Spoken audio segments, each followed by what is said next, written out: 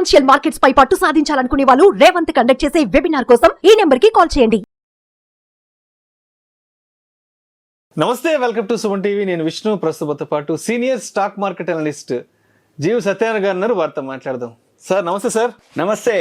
సత్యనారాయణ గారు, దీనికి ముందు వీడియోలో దలాల్ స్ట్రీట్ మ్యాగజైన్ వాళ్ళు ఇచ్చిన దివాళీ పిక్స్, దివాళీ స్టాక్స్ గురించి మాట్లాడుకున్నాం కదా. మరి ఈ వీడియోలో మరి ఏ కంపెనీ వాళ్ళు లేదంటే ఏ బ్రోకరేజ్ హౌస్ వాళ్ళు ఇచ్చిన దివాళీ పిక్స్ గురించి మన ఆడియన్స్కి తెలియజేయబోతున్నారు? ఓకే, జనరల్గా అందరికి ఏముంటుందంటే, మామూలుగా సిడిఎస్ఎల్ డిమాట్లోకి వెళ్ళి మనం చెక్ చేస్తే 23,000 పై కంపెనీలు డిమాట్లో ఉన్నాయి ఇప్పటి వరకు రిజిస్టర్ అయ్యి. బాంబే స్టాక్ ఎక్స్చేంజ్ డిమాట్లో 23,000. అయితే బిఎస్సిలోకి వస్తే 4,000 చిల్లర ట్రేడ్ అవుతాయి, ఎన్ఎస్సిలో 2,000 చిల్లర ట్రేడ్ అవుతాయి డైలీ. ఎఫ్ఎండ్ఓలో ఉంటాయి, సెక్టార్ వైజ్ ఉంటాయి. చాలామందికి ఏమనిపిస్తుంది అంటే కన్ఫ్యూజన్ ఉంటుంది. అబ్బా, ఇన్ని వేల షేర్లలో ఏది కొనాలి? బ్యాంక్ నిఫ్టీలో ఏం షేర్లు, ఫార్మా, రియల్ ఎస్టేట్, ఎడ్యుకేషను, ఏదైతే పబ్లిక్ సెక్టార్ బ్యాంకులు, ప్రైవేట్ సెక్టార్ బ్యాంకులు, లేకపోతే ఫార్మా కంపెనీలు, ఎంటర్టైన్మెంటు, టైర్స్ కంపెనీలు, ఆటో సెక్టార్లా, బేరింగ్సా, ఇలా 83 సెక్టార్లు ఉన్నాయి. 83 సెక్టార్లో కొన్ని వేల కంపెనీలు ఏది ఉన్నదో చూస్తారు. జనరల్గా ఈ టాప్ ఎవరైతే ఉన్నారో, ఇప్పుడు మనం చెప్పేది ఏదైతే ఉందో, ఇప్పుడు ఇంతకుముందు వీడియోలో దలాల్ స్ట్రీట్ మ్యాగజైన్ అనేది ఏండ్ల నుంచి ఉంది. ఆ వాళ్ళు రికమెండ్ చేసిరంటే ఒక ఎక్యురసీ, ఒక సక్సెస్, వాళ్ళ జర్నీ ఏదైతే ఉందో, వాళ్ళ టీము ఏదైతే ఉందో ముందుగా అనాలిసిస్ చేసింది అంతవరకు. ఇప్పుడు మనం చెప్పబోయే ఈ వీడియోలో, ఈ ఎపిసోడ్లో moneycontrol.com, షేర్ మార్కెట్లో moneycontrol.com వెబ్సైటు తెలియని వాళ్ళు కానీ షేర్ మార్కెట్లో వాళ్ళ ఛానల్ సిఎన్బిసి టీవీ 18 వాళ్ళే, సిఎన్బిసి ఆవాజ్ ఉంటుంది హిందీలో. సిఎన్బిసి అంటే వాళ్ళకి ఇండియాలో తెలియని వాళ్ళంటే అంటేనే సిఎన్బిసి అంటే మనీ కంట్రోల్ వెబ్సైట్ లేకుండా జరగదు. ఇక మనీ కంట్రోల్ వాళ్ళు కూడా కొన్ని రికమెండ్ చేయడం జరిగింది, వాళ్ళు రీసెర్చ్ చేసి.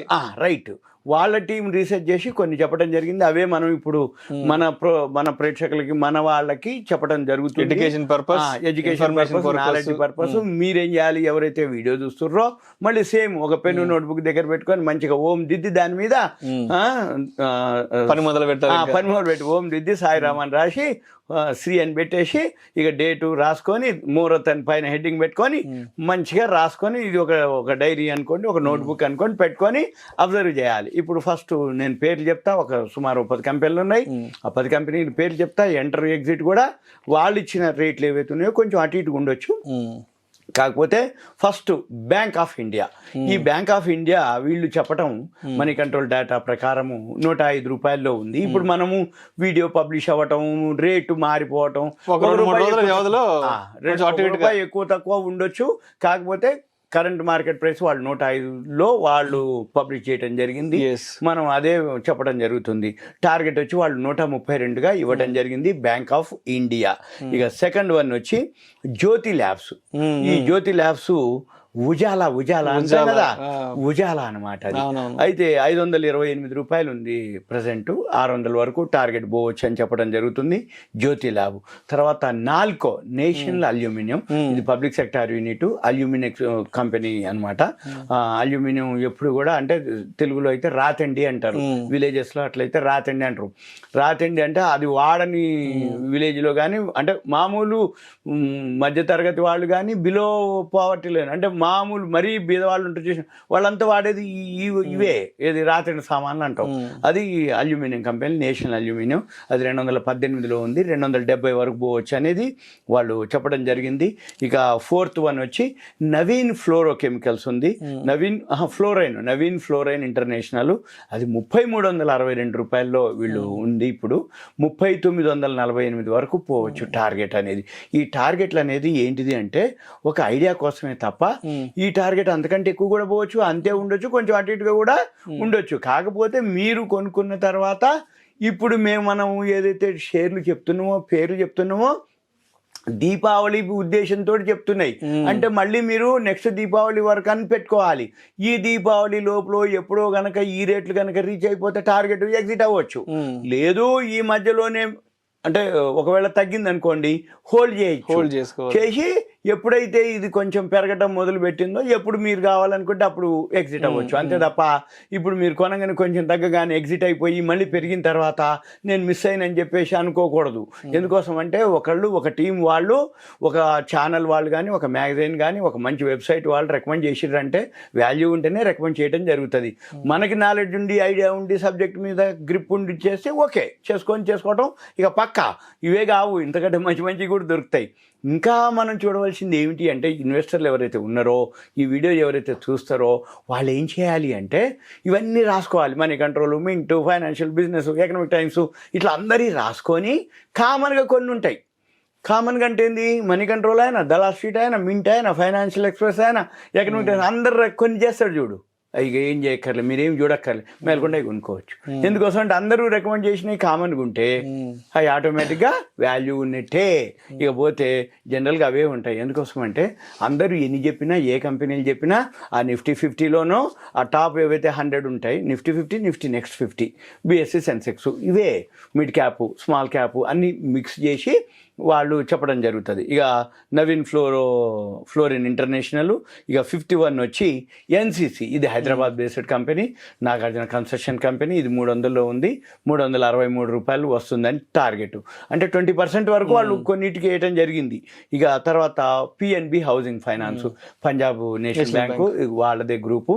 ఇది public sector unit, government organisation. 981 ఇప్పుడు కరెంట్ ప్రైస్ ఉంది, 1160 వరకు రావచ్చు అనేది వాళ్ళ యొక్క టార్గెట్ ఇవ్వటం జరిగింది.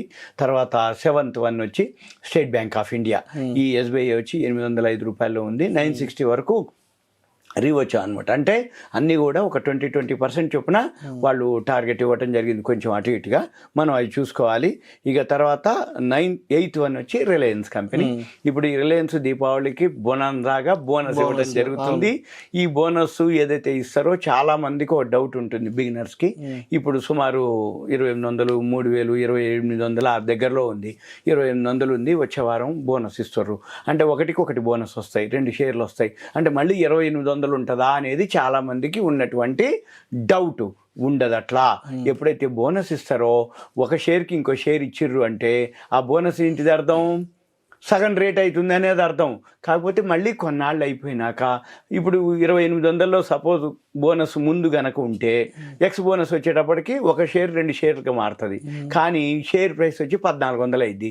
కానీ మళ్ళీ కొన్నాళ్ళకి ఏమవుతుంది, చిన్నగా పెరగటం మొదలు పెడుతుంది. అది చూసుకోవాలి తప్ప 2800 ఉంటే ఇంకో 2800 వస్తాయా, 2 వస్తాయి కదా, మరి 2 వస్తే ఇప్పుడు 2800 ఉంది కదా అనుకోకూడదు. ఎందుకంటే ఆటోమేటిక్గా ఒకటికి ఇంకోటి వచ్చినప్పుడు ఆటోమేటిక్గా ప్రైస్ ఏమవుతుంది, తగ్గిపోద్ది. మరి లాభం ఏమిటి అంటే అంతకుముందే పెరిగి ఉంటుంది అనమాట.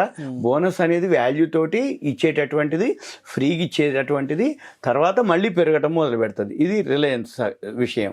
ఇక తర్వాత జేకే లక్ష్మీ సిమెంట్ ఉంది, అది 811లో ఉంది, 936 వరకు వెళ్ళొచ్చు అనేది అనమాట. ఇది సిమెంట్ సెక్టర్. ఇప్పుడు మీకు చెప్పే అన్నీ కూడా అన్ని సెక్టార్లు ఉన్నాయి, గవర్నమెంట్ ఉన్నాయి, ప్రైవేట్ ఉన్నాయి, చిన్నవి ఉన్నాయి, పెద్దవి ఉన్నాయి, అన్నీ. అంటే రియల్ ఎస్టేట్ అనుకోండి, సిమెంట్ అనుకోండి, మామూలు ఇప్పుడు రిలయన్స్ లాంటిది వచ్చేటప్పటికి క్రూడ్ ఆయిల్ వాళ్ళు డైవర్సిఫై అన్నిట్లో ఉన్నారు. ఇకపోతే లాస్ట్ ఫైనాన్స్ కంపెనీ ఎల్ఎన్టీ వాళ్ళది, ఎల్ఎన్టీ గ్రూప్ నుంచి ఉంది. ఎల్ఎన్టీ ఫైనాన్స్ ఏదైతే ఉందో ఇప్పుడు 168 రూపాయలు ఉంది, టార్గెట్ వచ్చి 219గా చెప్తారు. అంతకంటే ఎక్కువ కూడా పోవచ్చు వాల్యూ తోటి. ఈ లోపల ఈ 10 షేర్లు 1కి 2 సార్లు వినండి, రాసుకోండి, చూసుకోండి, మళ్ళీ మీరు ఒకసారి చెక్ చేసుకొని మీరు ఎంటర్ అవ్వాలి. ఇంకో ఎపిసోడ్లో ఇంకొక కంపెనీ వాళ్ళు కానీ, ఇంకొక మ్యాగజైన్ వాళ్ళు కానీ, ఇంకొక పేపర్ వాళ్ళు రికమెండ్ చేసి మళ్ళీ మనం అవేర్నెస్ కోసం మొత్తానికి ఇప్పుడు మనం మాట్లాడుకున్న ఈ దివాళీ పిక్స్, ఈ దివాళీ స్టాక్స్ ఏవైతే ఉన్నాయో ఇవి మనీ కంట్రోల్ వాళ్ళు రికమెండేషన్స్. సో ఎవరైనా కొనుక్కోవాలి అనుకున్న వాళ్ళు ఆ కంపెనీలకి సంబంధించిన పూర్వాపరాలు, ఫండమెంటల్స్, టెక్నికల్స్ ఇవన్నీ 1కి 10 సార్లు కూలంకషంగా క్షుణ్ణంగా పరిశీలించుకొని చేయాలి. వాళ్ళ అడ్వైజర్ యొక్క సలహా తీసుకొని మాత్రమే పెట్టుబడులు పెట్టాలా లేదా ఏంటనేది తుది నిర్ణయం తీసుకోవాలి. రైట్. మొత్తానికి ఇవైతే మన రికమెండేషన్స్ అయితే కాదు, మనీ కంట్రోల్ వాళ్ళు ఇచ్చిన లిస్ట్ మాత్రం మనం ఇక్కడ దాని గురించి మాత్రం ప్రస్తావించాం. రైట్. రైట్. ప్రేక్షకుల విజ్ఞప్తి, ఈ వీడియోలో ప్రస్తావించబడిన అంశాలు కేవలం ప్రేక్షకులకు అవగాహన కొరకు, ఇన్ఫర్మేషన్ కొరకు, ఎడ్యుకేషన్ పర్పస్ కొరకు మాత్రమే వీటి గురించి ప్రస్తావించడం అనేది. పెట్టుబడులు పెట్టే ముందు ఈ స్టాక్స్కి సంబంధించిన ఫండమెంటల్ అనాలిసిస్, టెక్నికల్ అనాలిసిస్ మీ వ్యక్తిగతంగా మీరు కొంత గ్రౌండ్ వర్క్, హోంవర్క్ చేసుకొని మాత్రమే వీటి గురించి ముందుకు వెళ్ళాలి. అదేవిధంగా మీ అడ్వైజర్ని కూడా సంప్రదించి తుది నిర్ణయం తీసుకోగలరని మా మనవి. నమస్తే. నమస్తే.